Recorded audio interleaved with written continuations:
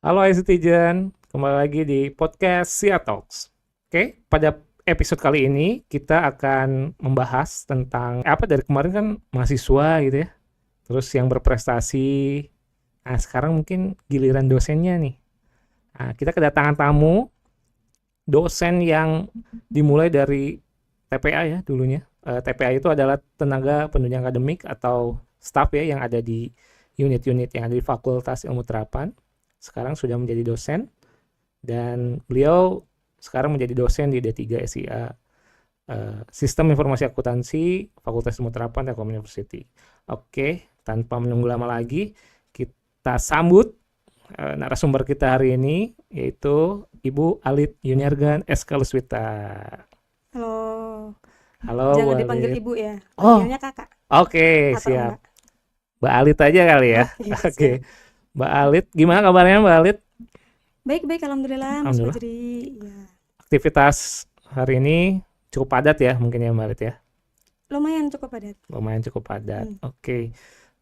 Mbak Alit mungkin ada yang belum tahu kayaknya. Boleh perkenalan dulu Mbak Alit. Mbak Alit ini siapa sih gitu? Silakan Mbak Alit. Oke, baik. Jadi pasti banyak yang belum kenal, belum tahu gitu ya. Nama saya Alit Yuniargan Eskaluspita, nama lengkapnya apa itu, tapi cukup dipanggil Alit aja.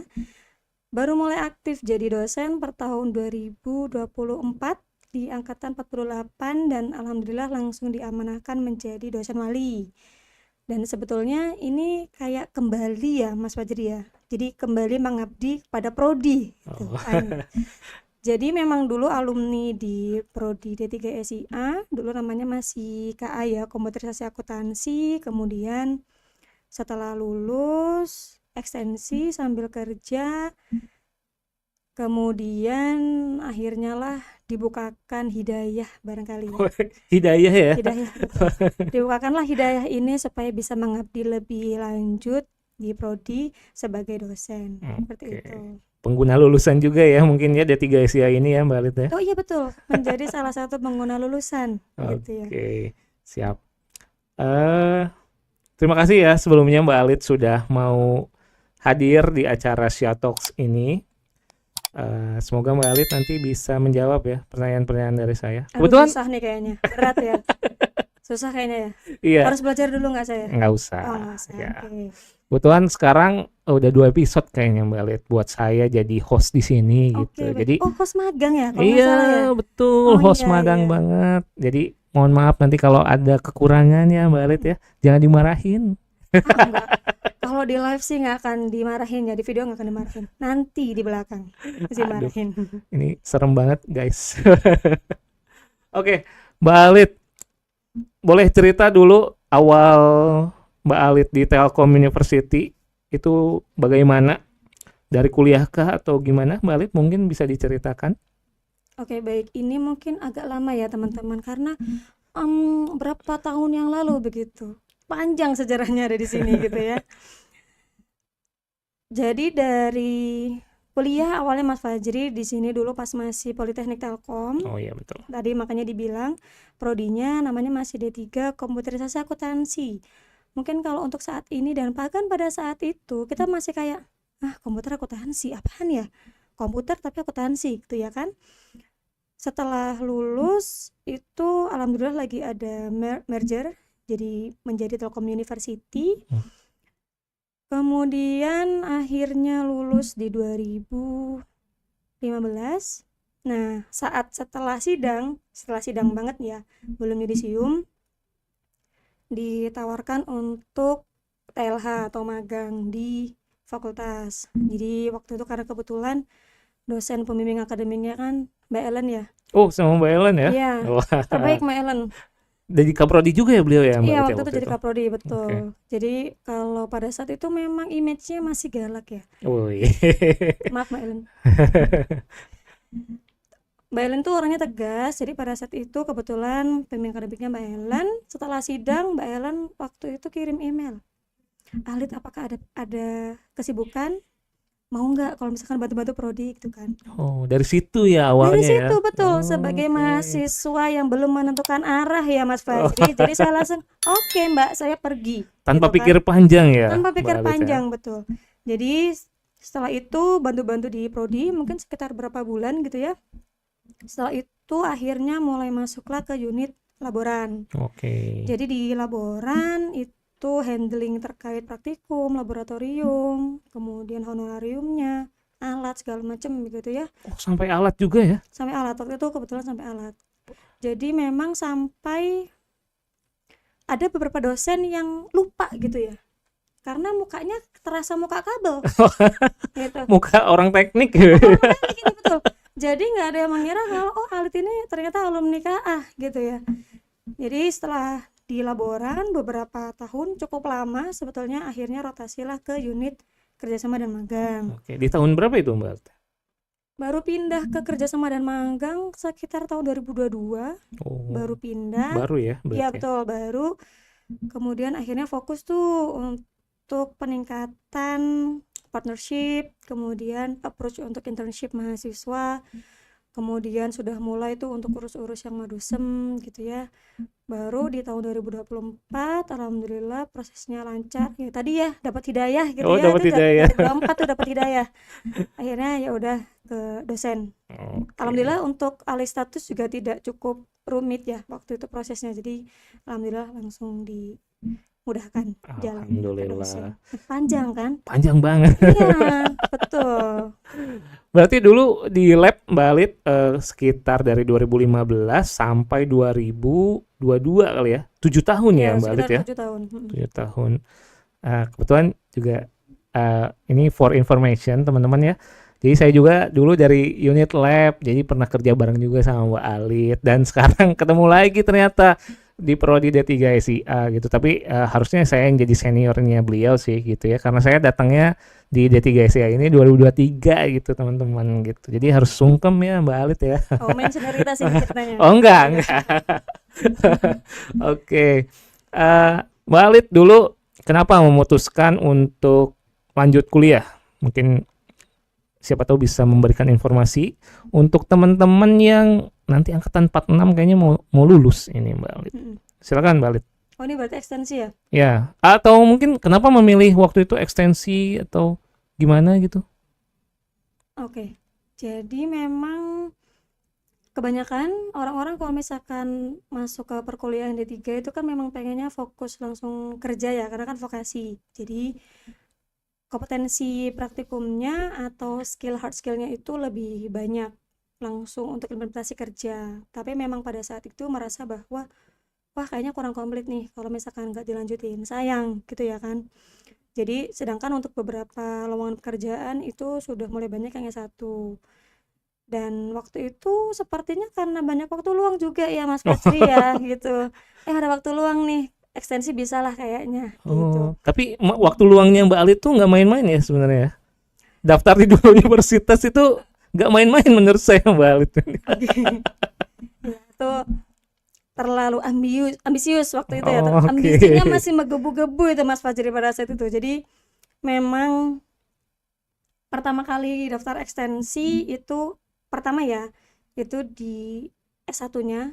Jadi S1-nya sistem informasi. Oke. Jadi SI sudah daftar dulu ke kampus yang ada kelas karyawannya, kebetulan online learning gitu kan. Cukup tenar nggak ini Mbak Alit kampusnya? Cukup tenar sih.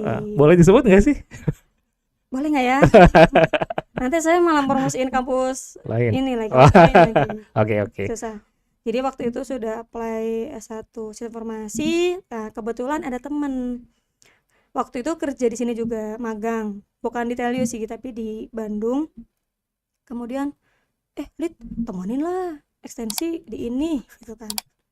Nah waktu itu mikirnya gini, aduh udah ekstensi nih S1 yang SI kan. Iya. Dipikir-pikir lagi, ya udahlah nggak apa-apa ambil aja sekalian. Jadi dalam benak itu supaya menggenapkan ilmu SI dan akuntansinya nih. Jadi ya udahlah gas aja ekstensi juga nih yang akuntansinya gitu. Jadi supaya ilmu yang awalnya didapatnya mungkin belum full ya, jadi setengah-setengah gitu. Akhirnya ya udah disempurnakan ya. Betul. Jadi ambil S1 SI, kemudian ambil lagi S1 akuntansi. Wah, real implementasi D3 SIA banget ya kalau yang sekarang ya Mbak Alit ya. Alhamdulillah ya.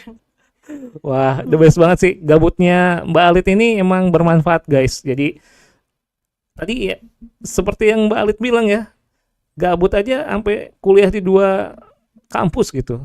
Saya nggak kepikiran, satu kampus aja kayaknya pusing gitu. Iya, biasanya memang kalau jawaban jawaban versi agak bercanda ya, oh itu mah gabut aja gitu, ngisi waktu luang gitu, masih ada waktu luang banyak, Ya, jadi bisa dimanfaatin. Tapi kalau jawaban versi agak formal akademis ya itu tadi pengen menggenapkan ilmunya supaya oke. lebih full gitu.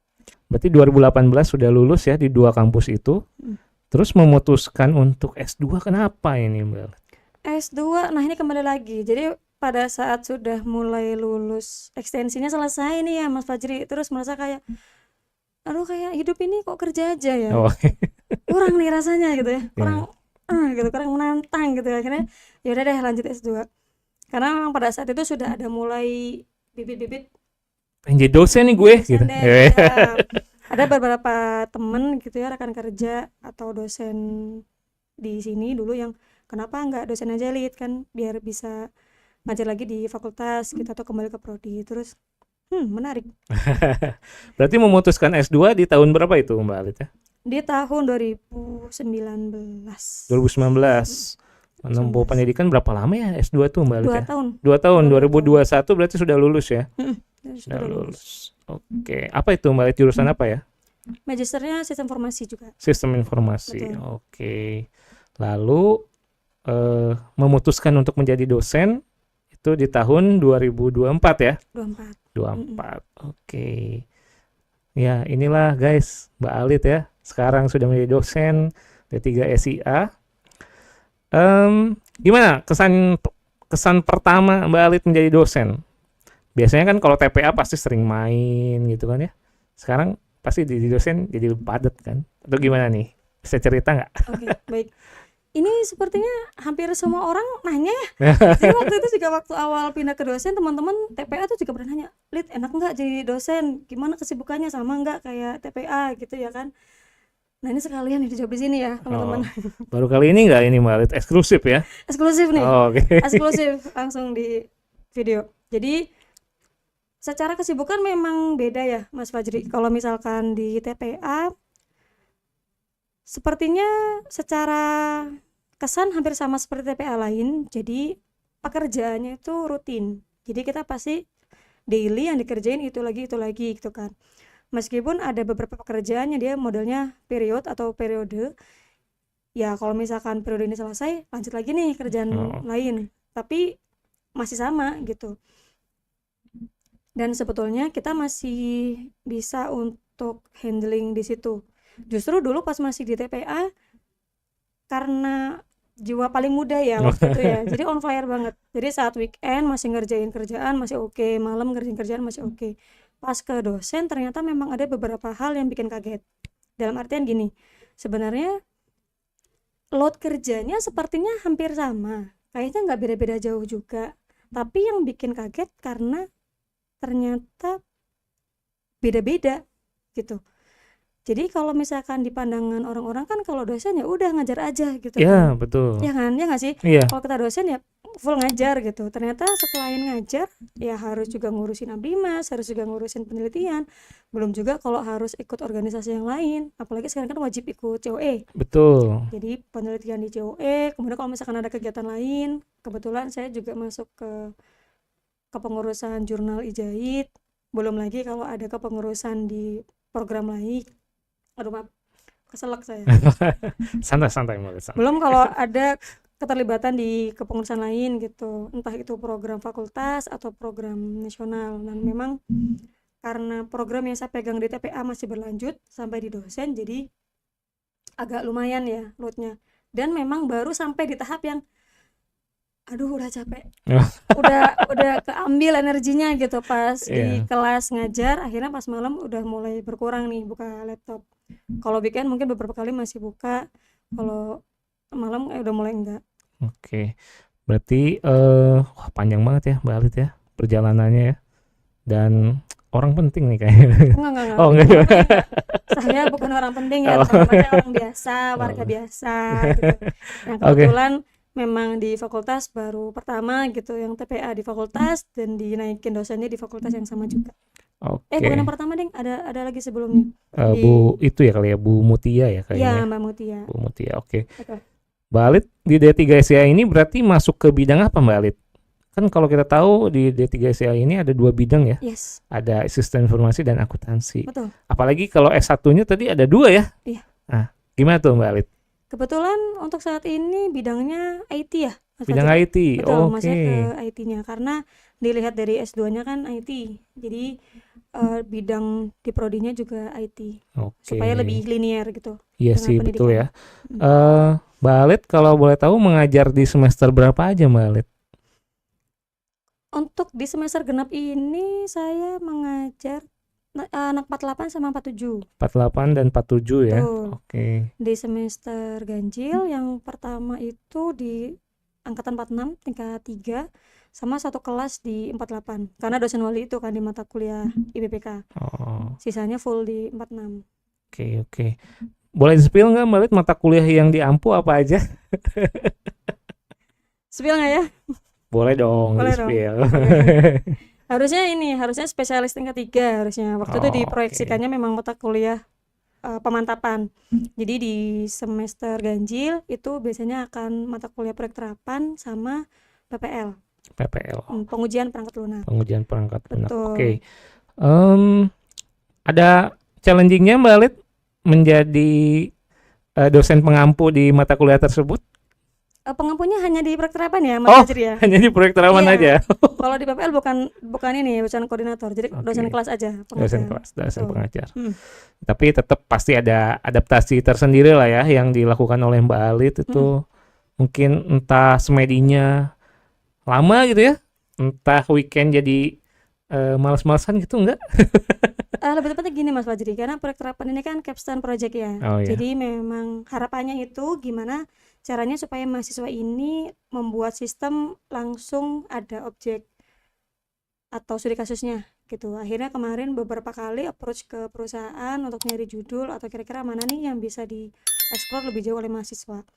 Dan untuk di semester ganjil besok kebetulan memang sudah mulai nyari nih beberapa lokasi yang bisa dijadikan untuk objek kasus. Jadi Oke. memang harapannya selain di mata kuliah nanti sistem ini juga bisa dilanjutkan entah itu ke tugas akhir atau diikutkan ke lomba gitu. Oke. Mm-mm. Kalau nggak salah kemarin saya dapat berita nih Mbak Alit ya. Iya.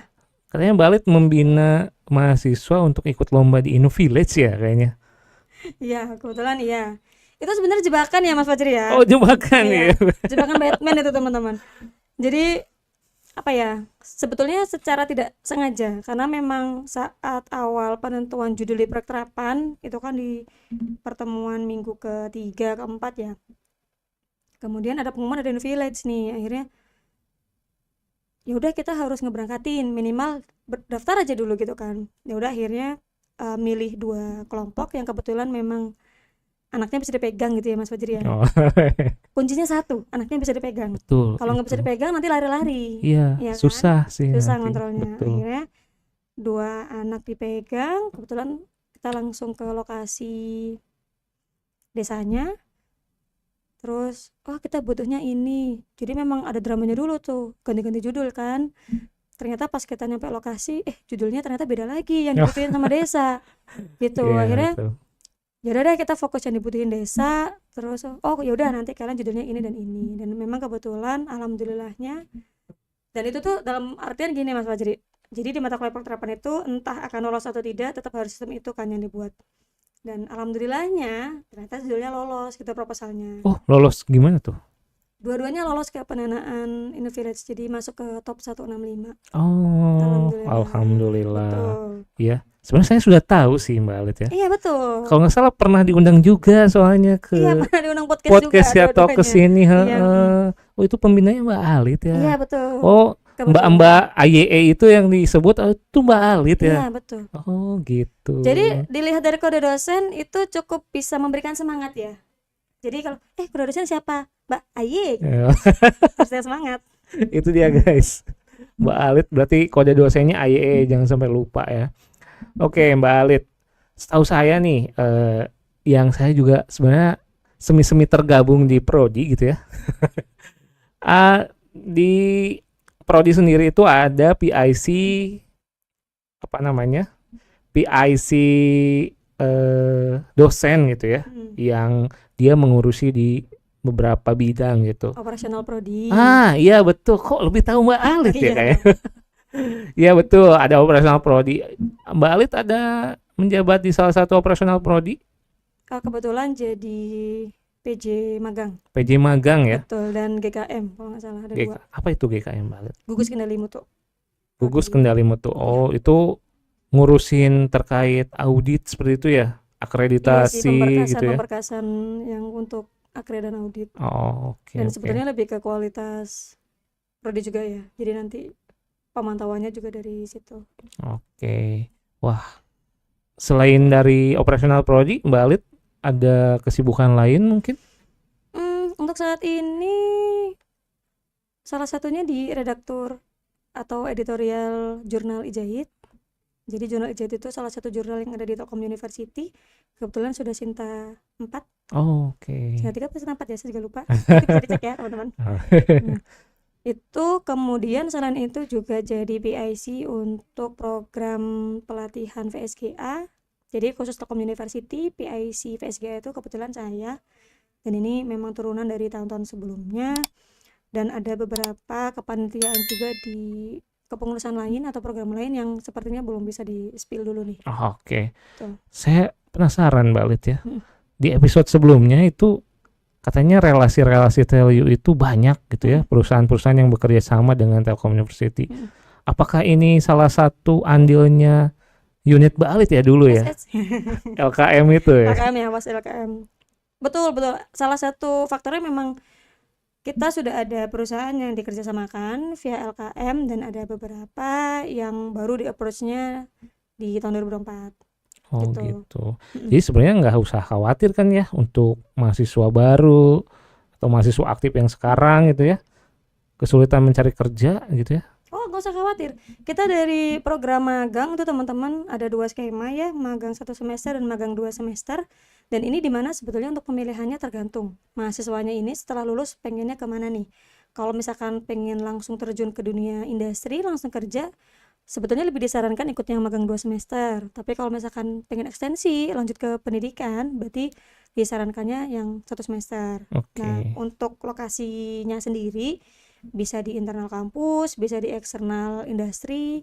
Eksternal industri ini yang di Indonesia juga ada, dan kebetulan di tahun 2025 sudah mulai ada penjajakan magang luar negeri gitu. Jadi kalau misalkan memang secara skillnya cukup capable, bisa kok langsung ajuin aja magang di luar negeri.